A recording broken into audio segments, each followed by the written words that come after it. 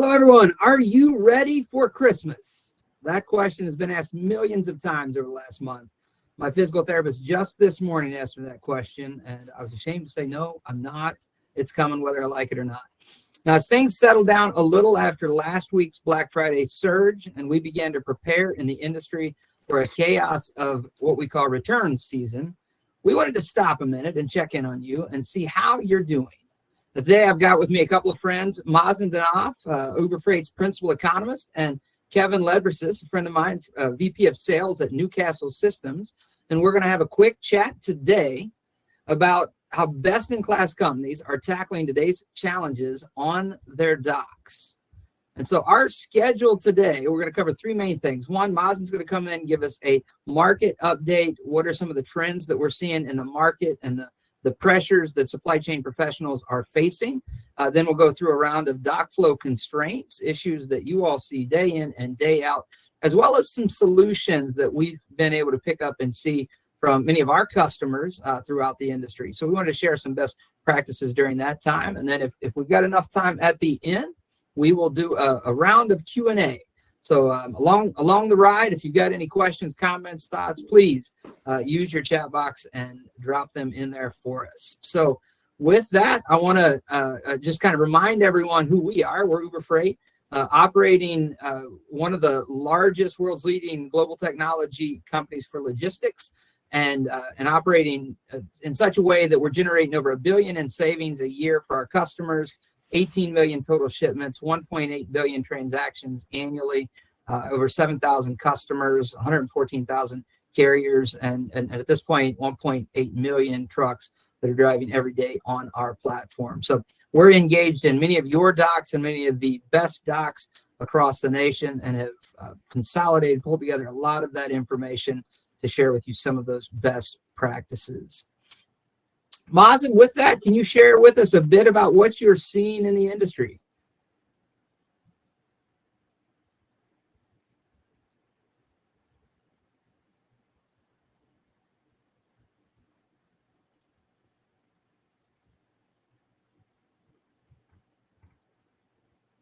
Oh, Mazen, we got your connection.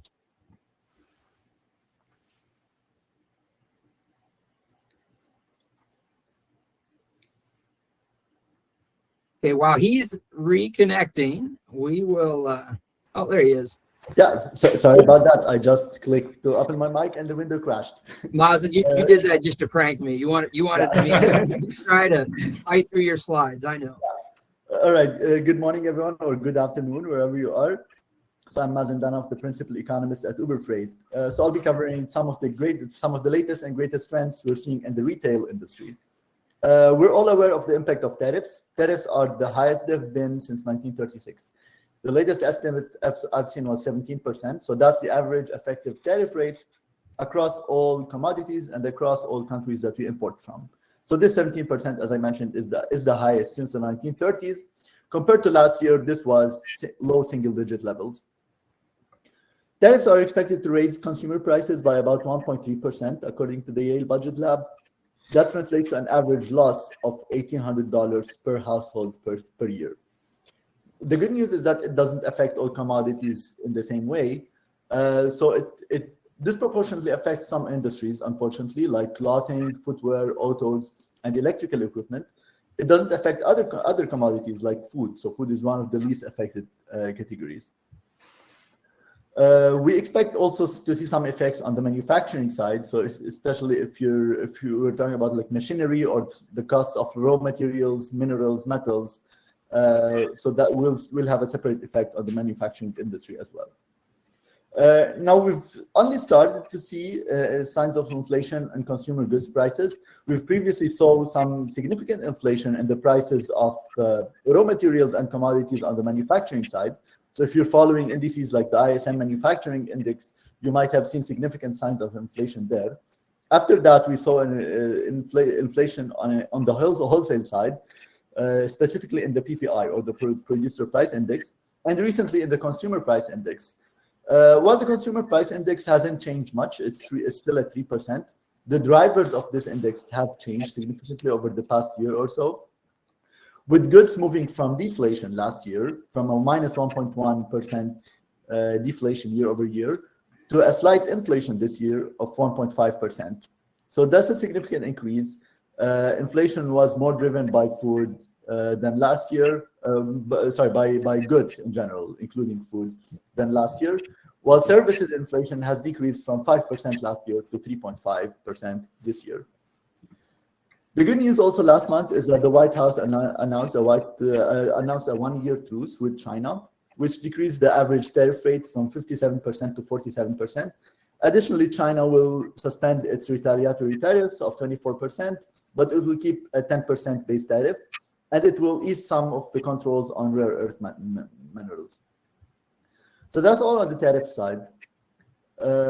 So how are tariffs affecting spending? Well, it's a great week to be talking about this because we just saw holiday spending. We saw Black Friday and Cyber Monday.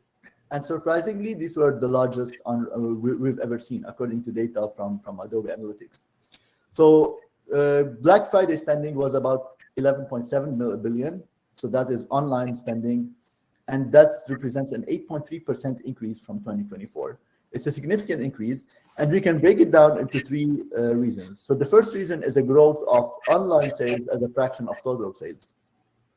The second reason is a general growth in sales or consumer spending year over year, which is not only associated with online categories, but if you look at broader retail sales, you still see some growth year over year.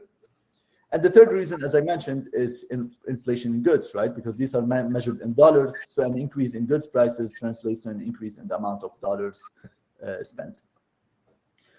The other good news is that the expectations for Black Monday were to be also the highest in record, $14.2 billion, also exceeding Black Friday and the 6.7% growth year over year. And the forecast for total holiday spending are expected to be $253 billion, a 5.1% year over year increase. So this indicates that the consumer is still healthy, the consumer is still spending. And it's mostly spending on online sales compared to other categories. So that's where we're seeing most of the growth happening. If you look at the broader retail spending, data from the U.S. Census, for example, for retail sales, we see a 3.9% year-over-year growth. So it is slightly lower or somewhat lower than spending on Black Friday or holiday items or online retail in general. And adjusting for 1.5% goods inflation, the real spending or the inflation-adjusted spending on goods is about 2.4% year over year. So the takeaway here is that the consumer is still healthy, the consumer is still spending, but spending varies significantly across different categories. However, tariffs are affecting imports. So this chart here shows imports by year. And we can see that in October, even though imports were flat from the month before, they turned negative year over year, and they were also below the levels that we've seen in 2023.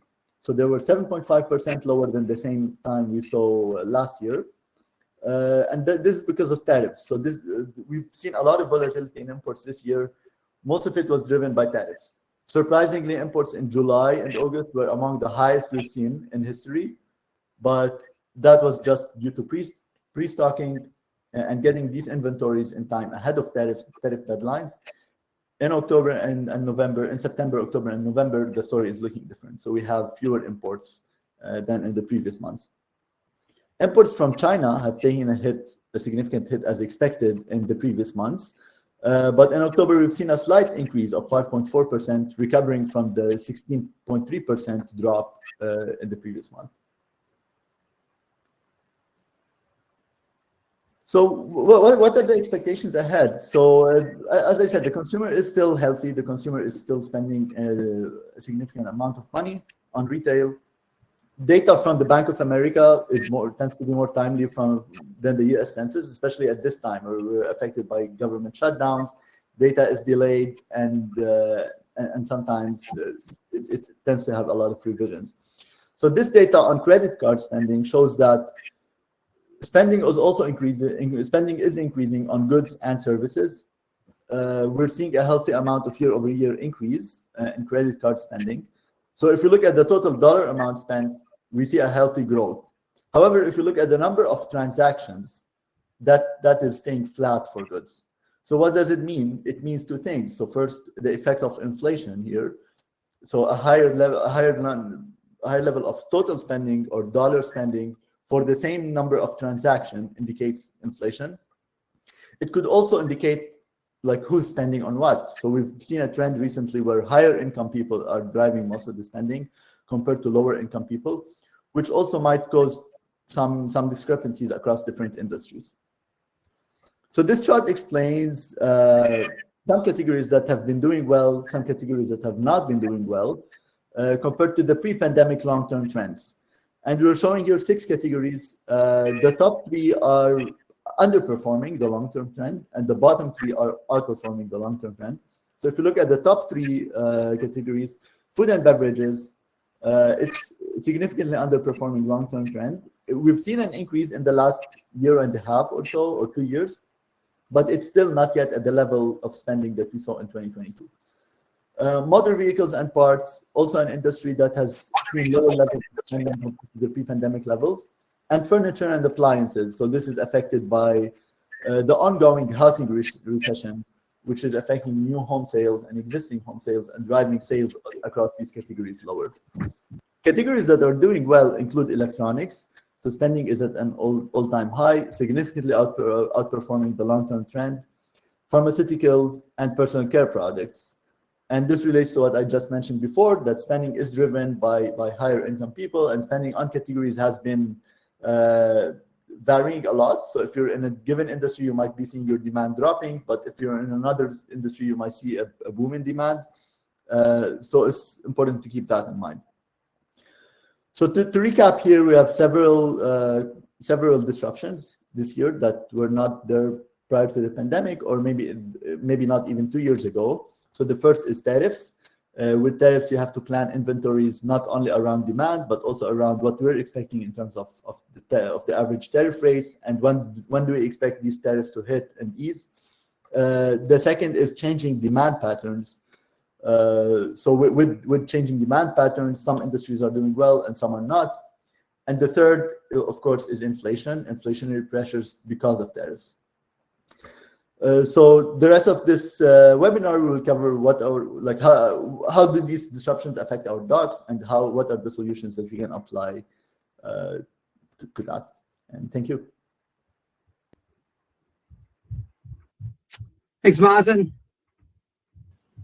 You mentioned all of the new sales in electronics and cameras, and it was at that moment that my camera decided to stop working. So I think we're going to see another sale pop open pretty soon.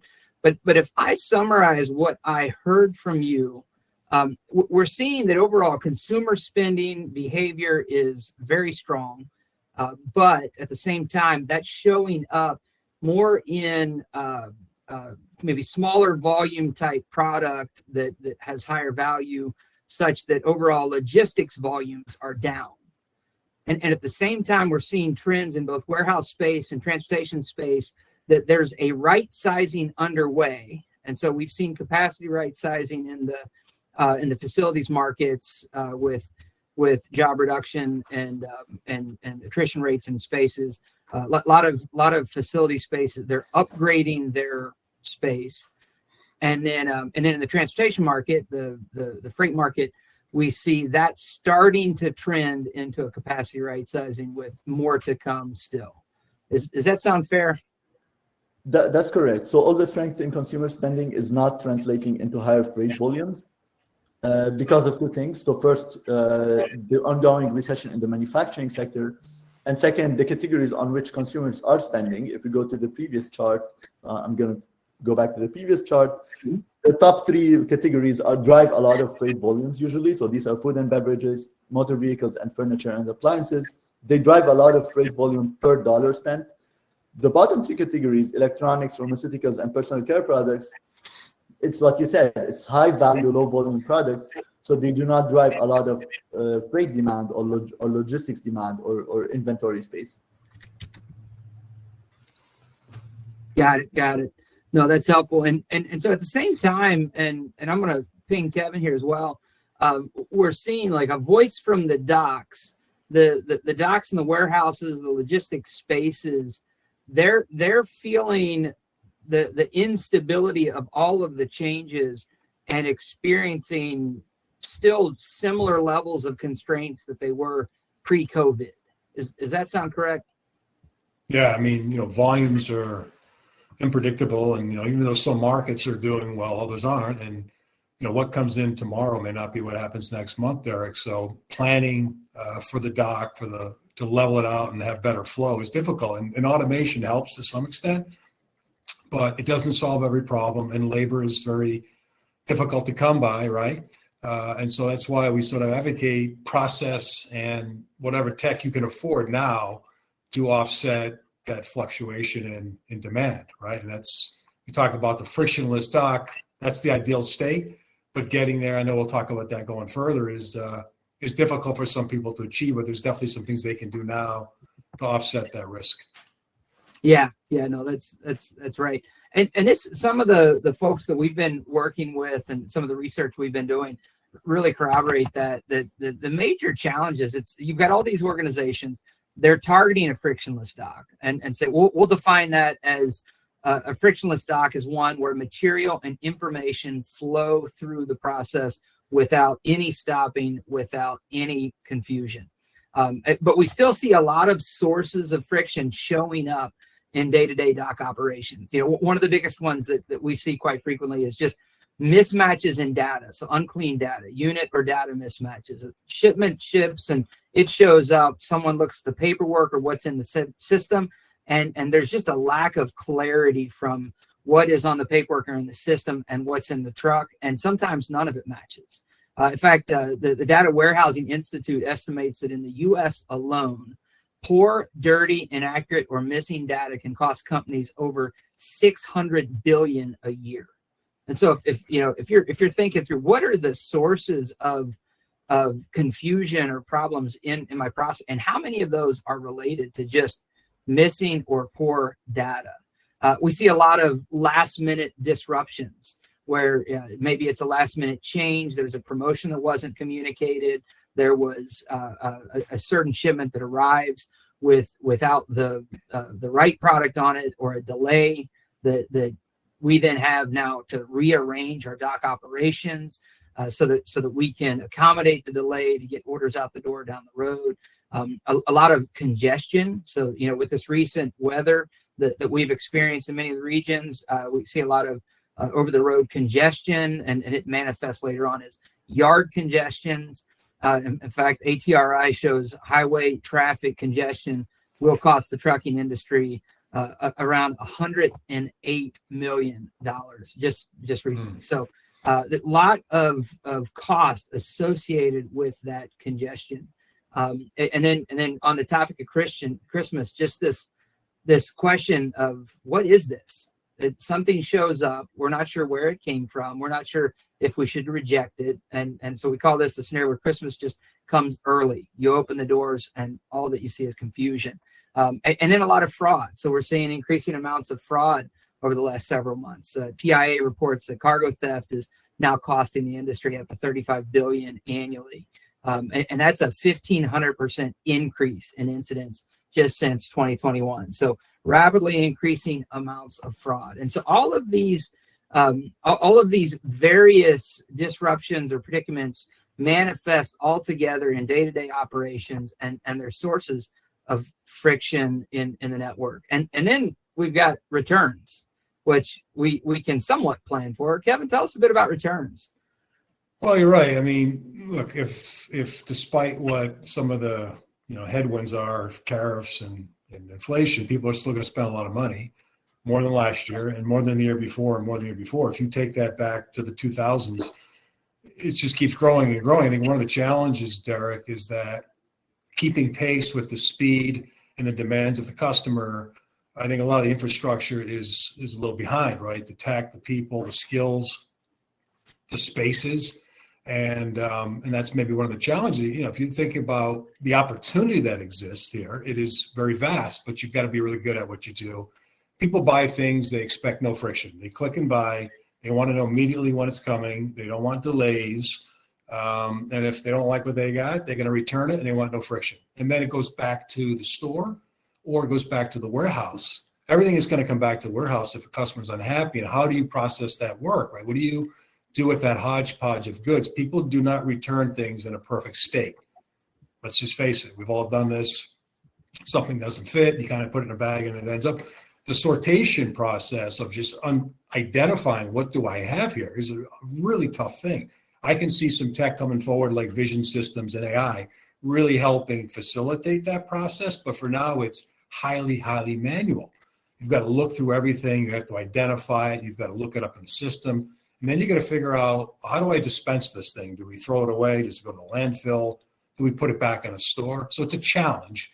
And those companies that can get sort of improve their cash to cash cycle faster and extract more value out of that are going to be ahead of the game. So the $800 billion is sort of the annual returns market that's available to extract. So to me, it's an opportunity more so than a problem for those people who want to embrace it. I'm going to move on here.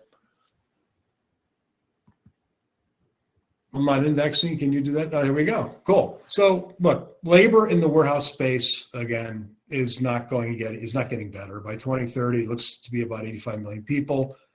Not much has changed. Pays still lags behind other more attractive industries. It's hard work. Automation does help, and people do respect having tools to help them be more efficient, but I think it's lagging in many cases. So that's something we're all gonna have to live with. And capacity, this is something called Little's Law. It just shows that if you're growing during peak season or you're growing in general, let's say your current rate is, I don't know, a pallet an hour, and you're gonna grow to 9 pallets an hour, you can't plan for 9 pallets an hour with technology, people, and process. You're gonna be having a lot of problems like Murphy's Law. Things break, processes break down, people don't show up. Those things really force you to plan for more capacity than you even dream of. So if it's 9 pallets you need, you got to sort of start planning for a lot more. And that's where that buffer has to take place going forward. And I think that's what's not existing right now and puts a lot of stress on the supply chain this time of year. So we'll have to live with that and get better at things. And then sort of what we do at Newcastle. So we make mobile power workstations. Think of a battery source on wheels that allow people to take their static devices, their printers, their computers, anything that people need to process inbound and outbound material. So you talk about a $600 billion problem in data mismatches. This is one of the leading problems. It's because most people are using sort of a scenario in that picture on the left, where they're going to these stations multiple times a day, and then they start to game the systems.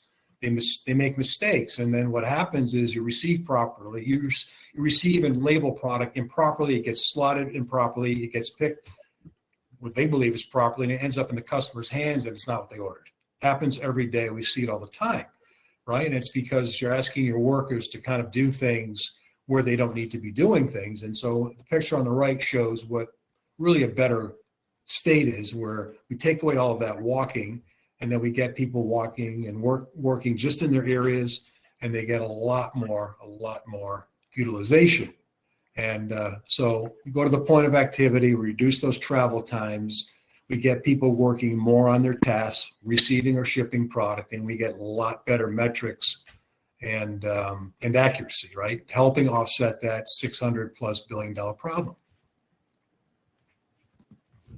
And then, look, this is a case study, very simple. Most common is you see people putting things in offices or static stations away from where the work takes place.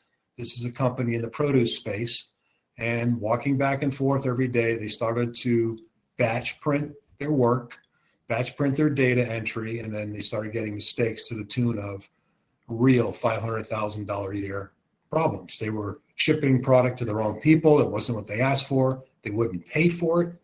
That added up to $500,000 plus the cost of all the walking, right? The downtime, 2 to 3 hours per person a day. It's a huge problem in just one site. This is what exists in most places. And the picture on the lower right just shows an example of what we do. It's just the tech they need on wheels with a power source that allows them to go anywhere they need to go 24/7, receiving or shipping product anywhere on that dock, making it a lot more frictionless. Okay, enabling the workers to be better and increasing their utilization in units per hour. Yeah, and we've talked multiple times, Kevin. I think one of the just fascinating things that I've seen your product in action is where it can really tie together multiple solutions at a point of action. And so you think about that dock operations many times is that moment of truth where the trailer doors are unlocked and we've got now material flow interacting with information flow and the culmination of all of the decisions that the business have made in terms of how they've set up their technology structure, what technologies they've chosen, how their databases are organized, what information or lack of information is in the database. And so I picture this operator at the front line has a best-in-class TMS on one screen, a best-in-class WMS on the other screen, and they're now filtering through material in such a way that anytime there's an exception, they don't have to run it through some rigorous exception process that requires multiple levels of confusion and approval, but it can be handled and processed right there on the front lines in such a way to drive bigger levels of accuracy and advancing material flow. And so this kind of turns the corner for us in terms of solutions that we see in place in various organizations. And so the mobile workstation, I'll kind of expand that beyond just the Newcastle. I see more and more uses of tablets, of videos and cameras playing a role. You mentioned the video systems that we see. Some of those will be static in the sense that it will be overhead or over a dock, but others are very mobile, where you can move it around and take pictures of specific shipments. See mobile printers being deployed so that we can print labels and paperwork relatively frequently. So a lot of mobile workstation tying together those multiple connection points of systems and volume moves. We'll also see proactive activity around retail routing guide compliance.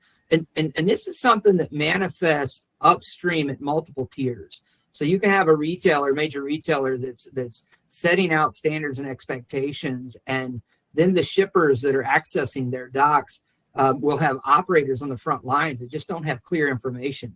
They don't know the expectations. They've not communicated the expectations. And so to be more proactive is now a more proactive communication and regular auditing of processes upstream at those operation centers so that we can be compliant with retailer expectations.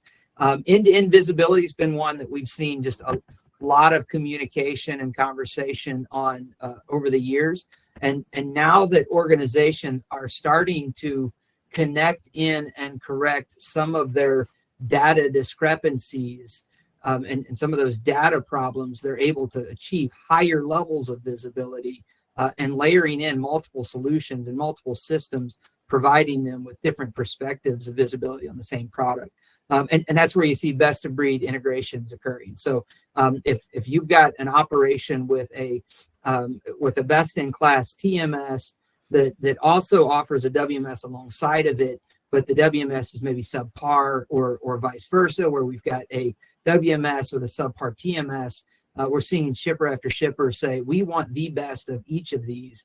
We're going to integrate them or use one as an integration layer to connect in with the others and put together a full stack of best-in-class solutions so that we can minimize and eliminate the friction associated with systems that are underperforming.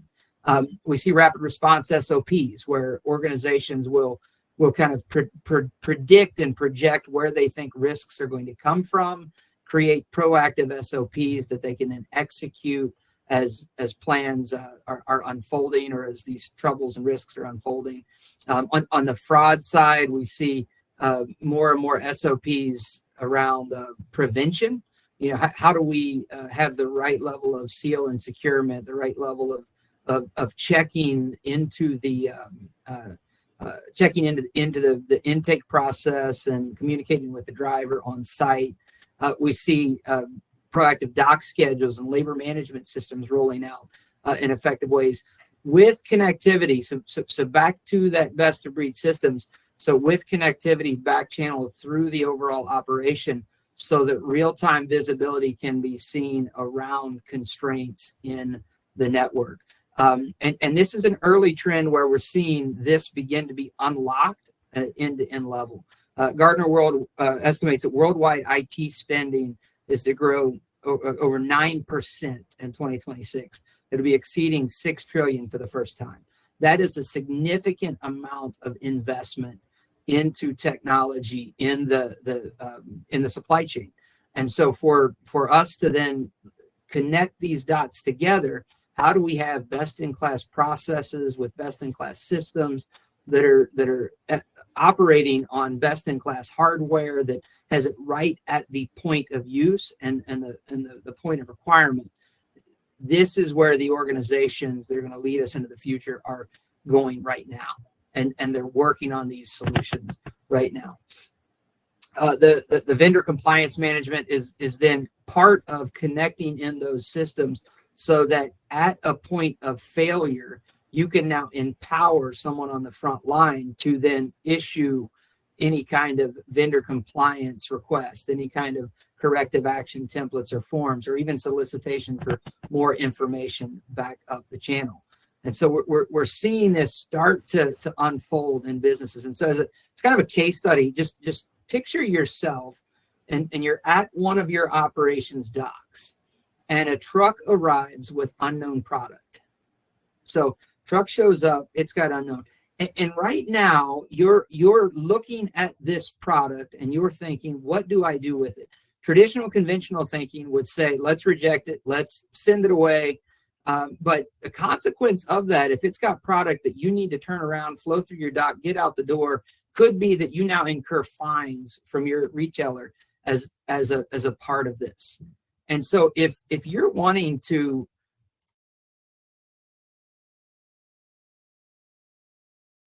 how do you respond to this, and how do you empower that frontline individual? In conventional, traditional ways, it just won't work. So you say, okay, we're not going to reject it. So what do? We've got an individual now, supervisors call, they walk to the transportation office, they notify the vendor and get the paperwork, and there's a delay and a wait time. And even if there's fast communication, there's still the walk time. They walk, and then they have to walk over to the warehouse office on the other side of the facility, or down the hallway, and they have to say, do we have labels? And let's print the labels and check, see, has it all been ingested into the WMS? And then we've got everything. We're now walking back. We're receiving product, flowing through, going through put away processes, pick, on and on and on. And so in that current state, that dock to stock time for even a best case scenario of freight that we're not sure where it is, we get data mismatches, could be 4 to 6 hours. If that flows through in a delayed time frame, we could miss that outbound cutoff, end up orders now pushed to next day. So we're still dealing with the OTIF situation, OTIF fines and negative feedback from customers. Compare that with something where we now have a operator trained, equipped with all the hardware and technology at the front of the building. So the truck arrives with unknown product, vendor can be contacted from the dock, new labels, paperwork printed, multi-system access right there on the dock. Now we've got product cross dock to an outbound dock, so that this whole process could be dock to dock within an hour. Outbound shipment going out on the same day. On-time arrivals, now 100% OTIF. There's not a lot of extra walking and labor associated with this transaction. And because all of the relevant information is corrected at the front line, we have the information from the person or the individual that knows the most about what happened with that shipment. And so we can now respond to that defect in a much more proactive way than something showing up now 3 months later on a QBR report that we're sitting down and having a conversation with one of our major customers. And so as we think about these solutions and how these solutions are rolling out, one of the trends that we are seeing is this blurring of lines between B2B and B2C. And so, Kevin, you were mentioning earlier that that, hey, we've got these customers that are now expecting to be able to click that button and within hours have something show up on their doorstep. They are assuming that every supply chain is going to operate in the same way. And those same people, they're going into their operations and they're assuming that their upstream businesses and their suppliers are going to be thinking and going down this path. So there's this blurring of lines between B2B and B2C expectations. And also from the consumer, many of the consumers, they're now multimodal, and multiple sources able to go in and say, I want a product, deliver it to me however you see fit. And so it's because of that, along with crazy times like this end of year surge, we've got return season upon us. At the same time, holiday times kicking off, it all kind of adds up quick. And that's why we are really excited about the partnership that we've got with Better Trucks. And so as we think about that Better Trucks partnership, it's something that's going to accelerate the expansion of our end-to-end logistics offering. But we're now able to be a flexible, technology-driven solution that consolidates and optimizes shipping needs from first mile procurement all the way to the final doorstep delivery. And so if you want more about this information, you can go to our website. We've got uberfreight.com/newsroom. You can learn more about that partnership as well as others, as well as you can explore the end-to-end logistics solution at uberfreight.com services/end-to-end logistics. So a couple of opportunities for you to check out there. Exciting news for us. And then also wanted to mention before we kind of go into some time of open conversation and dialogue. So if you've got questions, please submit those questions in the chat for us, and we'll get to those. But we've partnered up with a friend of mine, Adrian Gonzalez at Adelante, to study trends in last mile logistics. And so part of that study is going to be a survey that we're inviting you all to respond to. The first 50 respondents will have their chance to receive a stocking stuffer, a $20 Uber gift card that they can use at Uber Eats. And we'll have to check with our transportation management group to see if it can be a discount off of the transportation management bill, but I'm sure we can work something out there. But it is a survey. We want to get your information back and be able to compile that together with the droves of others that are responding as we continue to invest and drive forward transformational change in this industry. So please take that survey, help us out there, and I hope you get in there early enough to grab you a stocking stuffer. So with that, I want to open it up to the audience. We'll have some open Q&A, and Kevin, just as you've kind of thought through some of those best practices, anything that you'd have to add as well. Yeah, I think this, the e-commerce space is not for the faint of heart.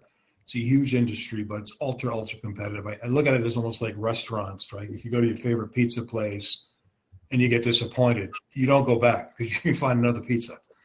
And so if you're in that space, I think we have to start thinking of the frictionless experience, not just from the front end of the business, click and buy, traceability, whatever, but you got to think about it at the back end. How do we fulfill these orders in the most efficient way? And to Derek's point, when he shows that future state going from 10 steps to 2 or 3, that has to be the norm. And technology will help, but we have to start trusting those frontline workers more, arming them with data and technology and wrapping them as an athlete. You wouldn't send somebody on a football field without a helmet. Why do we assume these people who start to, receive and ship product for us on a daily basis should be given, old school tools when we're competing in a really competitive space? So employers and people who participate in this market, they've got to really make sure they're doing everything right from every nuance that Derek shows in that frictionless doc. Yeah, no, thanks, Kevin. And Kevin, the question that comes in, I want to try a few carts out in one of my operations. Is that a possibility? And who should I contact for next steps? Yeah, we'll send a follow-up to the participants, and they'll have contact info in there. Caleb versus at Newcastle Sys is my email, but we'll make it very simple for you to get a hold of us. Yeah, no, thanks, Kevin. And you can also, learn more about Newcastle Systems mobile workstations there at www.newcastlesys.com. And you can feel free to reach out to this. Another question I'm seeing here. What is Uber Freight doing to solve the unit and data mismatches? One of the, I'd say the freight data that we see is probably some of the dirtiest data that goes through a supply chain system, because it is a culmination of merchandising data that has been input wrong, order data that may have mistakes in it, all the way driving through to location data. And you would be shocked at the number of ways that you can spell something like New York. And so when you see all of that data kind of culminate into noise, we developed over the years a very robust data correction rules engine that we put on the front end of the TMS. It accepts a wide variety of data. It will cleanse it real time and then drop it into operational execution queues and reporting databases. So it's a as much as I wish we could call it a garbage in, good information out engine, it's about as close to that as you can come. And so we can take a lot of data sources and make them sing in the logistics network. Another question, Kevin, on the return side. So do you see warehouses go through short-term design changes? So it looks like temporary design changes during return seasons to handle incoming activity. Yeah, I mean, if you know it's coming, you have to prepare now. And obviously layout's critical, staffing, flexibility, right? You might want to proportion, I don't know, docks 10 through 13 or something in January. But just making flexible changes, making sure the technology is in place, training is in place, right? Processes are nailed down. And yeah, they are, if they're not doing that now, it is not something you want to try to figure out starting next week or week after Christmas, we'll say. Yeah, no, I remember getting called in early on in my career to run a Kaizen event on the returns process. And unfortunately, it was mid-January after the chaos had occurred. And so we had to take them through kind of triage process just to get some of the volume down.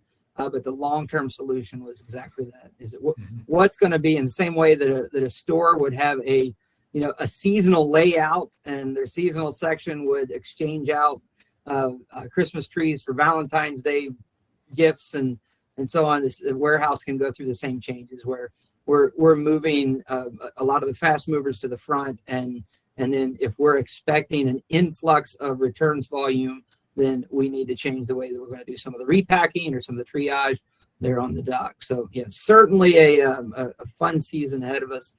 So good luck to those listening as you endeavor that. For those that may want to reach out to us, we've got a couple of minutes left. If we did not get to your question, or I know many folks could not come today, they're going to listen to it later. If you've got questions after the fact, then you can go onto our website at uberfreight.com. And if you wait there a couple of seconds and approve the cookies, you will see a pop-up that lets you chat with an expert.